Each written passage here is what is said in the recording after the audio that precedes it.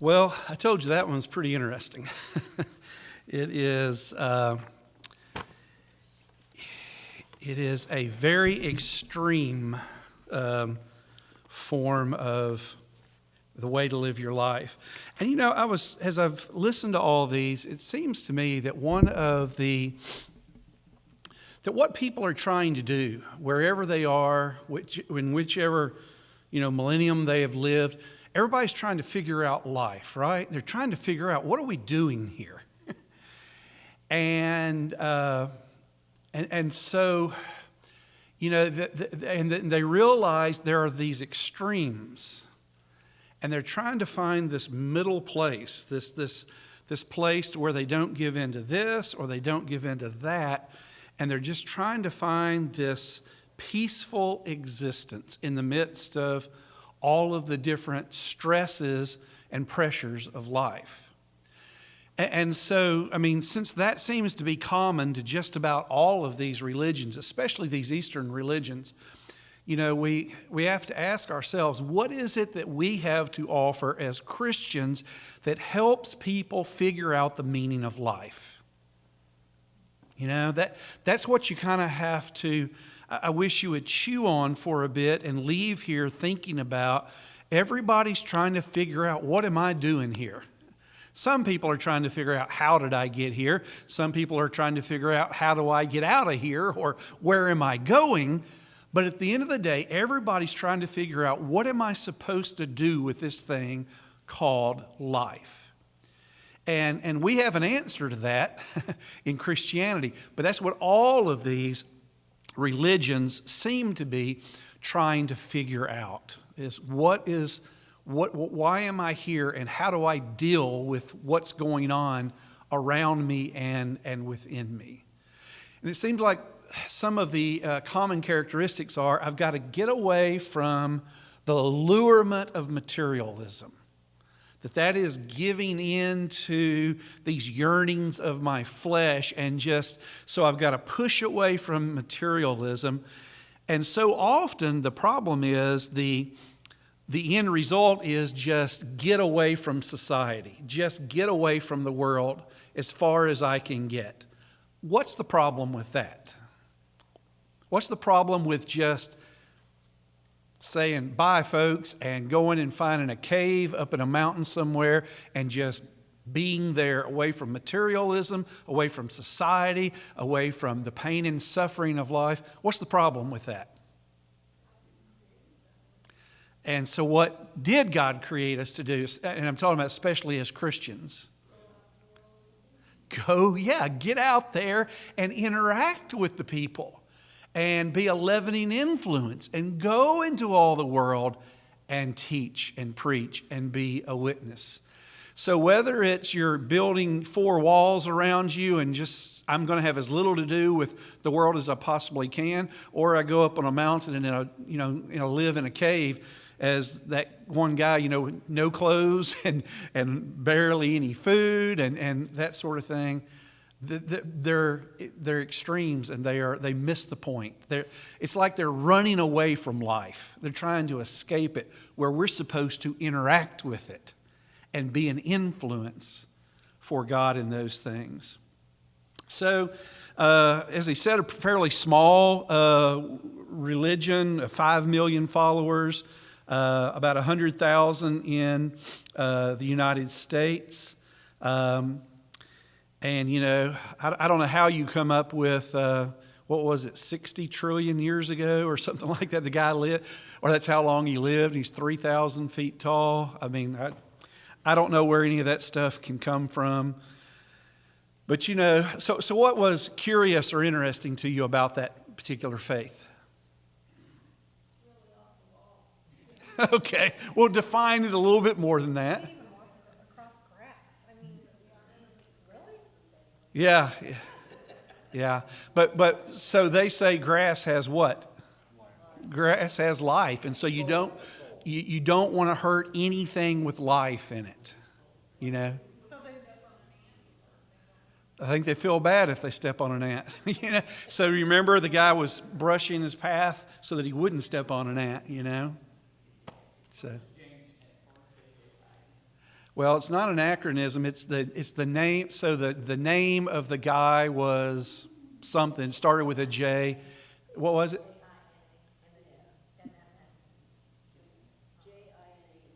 Yeah, and his follower. So Jain means follower of that guy.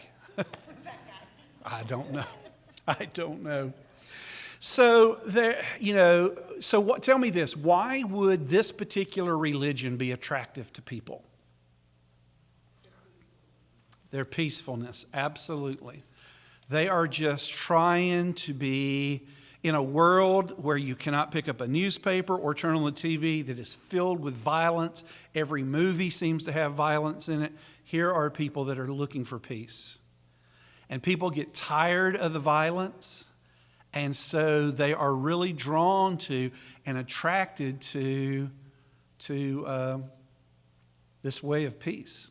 You do have to wonder, I mean, you can't get two people together for very long until they start arguing over something. So you do have to wonder if in their meetings, whatever they are, if there's ever an argument, because there has to be. And arguing is a form, I would say, of violence. Arguing, is kind of violence with your voice. So I don't know how they do and deal with that. So yes, but that would be a reason that people would say, hey, I'm going that direction because I love their desire to be at peace. What else?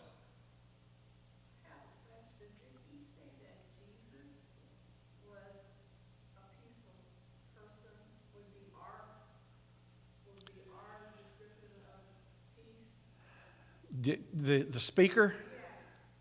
Well, I don't specifically remember that, but I mean, we say he's the Prince of Peace, and so, yeah, we would find our peace through Jesus. Yeah.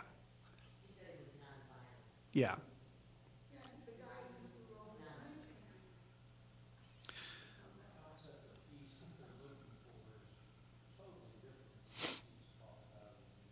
Right.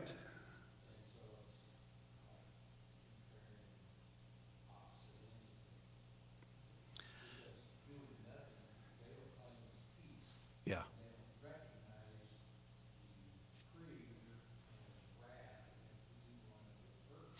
Absolutely not. Yeah, because that would be the opposite of peace in their minds.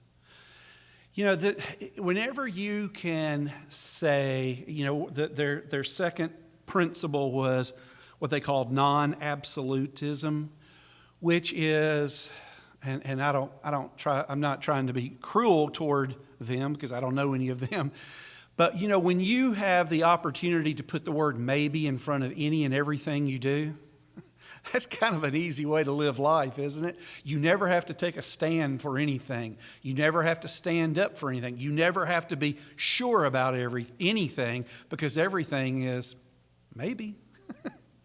And so, what's the problem with that? There is absolute truth. That's the problem with that. There is absolute truth. And that's one of the big problems in the world today is the view that there is no absolute truth. So truth just basically comes down to the individual, and that leads to absolute chaos. So how would you make a choice? I guess it's just the choice that feels right to you. It's just the choice that seems to fit into the kind of person you're trying to become. So I think that's kind of again, I hate to use the word cop-out, but I would really resist that because, you can just look at anybody or any situation and say, I don't know. I don't know. And if you can't know, then that just leads to, this constant spiral. I think it's important to kind of reaffirm that our idea of nirvana is kind of equated to heaven, is how we, in our American mindset, but their idea of nirvana in all these different Hinduism and Sikh and several others is basically you just don't exist anymore. It's not heaven, it's you get away from life. You don't have to go through another life. And that's really sad because we understand what's waiting for us. Eternal life. That's just the opposite of everything they teach and believe. That we believe that we don't just go into a non-existence. We enjoy the privilege and the pleasure of eternal life with God and with those who have also called upon His name. So that's a real difference in the two. And I think if I were sitting down talking to someone of this faith, I would try to, make my way into that conversation of you just want to not exist anymore. Where I want to tell you about existing forever, but in the state of perfection, in the state of eternal happiness, in the state of joy. And so I think there's a talking point there. Does someone have a hand? Yes, sir. Well, that topic's long past, but I talked to someone at the State House in Walker Hill the other day. He's 31 years old and is totally comfortable with not existing. Yeah. Yeah. About eternal life and place, that's what that is, place. I had no feel whatsoever. Mm-hmm. And he was a former mainline Christian in the area that has just given up on everything. Yeah. Yeah, I mean, it's just best not to be. and it seems to me, at least, without having talked to that person specifically, they're just tired of life. They're just tired of life. And to me, that means they've missed something about life. They don't truly, properly understand life. I do think that there is, go back and read, I'm not going to take the time, but he read from Colossians 2, verse 20 through chapter 3 and verse 4. Colossians 2:20 through chapter 3, verse 4. It talks about all these different things that people bring into their life trying to find purpose and meaning. And he simply points them, one of my favorite phrases, to submitting yourself to having the mind of Christ. That's where peace is found. That's where comfort is found. That's where life is found whenever we submit to the mind of Christ. Okay? But the other thing, and to kind of finish this up, is just this idea of contentment. Contentment. And that's what they are kind of looking for, some form of contentment. But again, our contentment is found in our covenant relationship with Jesus Christ. That's where I find peace. That's where I find purpose.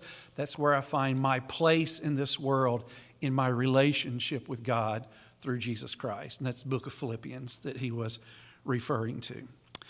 Well, I couldn't help but to look on the screen every time they showed a picture. I don't know how you could be overweight and be this religion because your menu is very, very small. I did mean to look up what are some of the foods that people of this faith, Jain faith, eat because, apples, oranges, grapes, figs, bananas, things off of branches you can eat. But anything under the ground you can't eat, and certainly anything that would have life in it. I don't know where that comes down on different grains. I guess the grains die and fall off, and so you can eat those. As I said, I don't really know.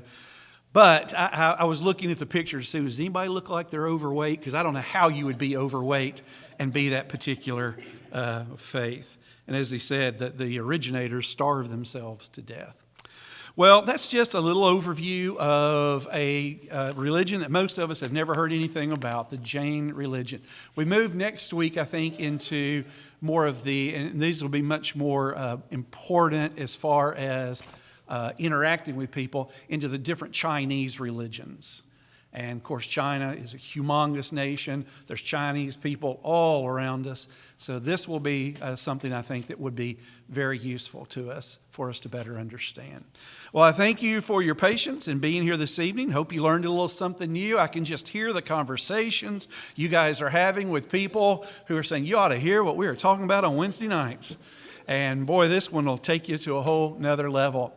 We're in the greatest season of the year. Palm Sunday, Easter, it's all right here. And so I hope you're enjoying your relationship with God and your relationship with the church. And I will see you on the Lord's Day as we continue marching through the Sermon on the Mount. Thank you.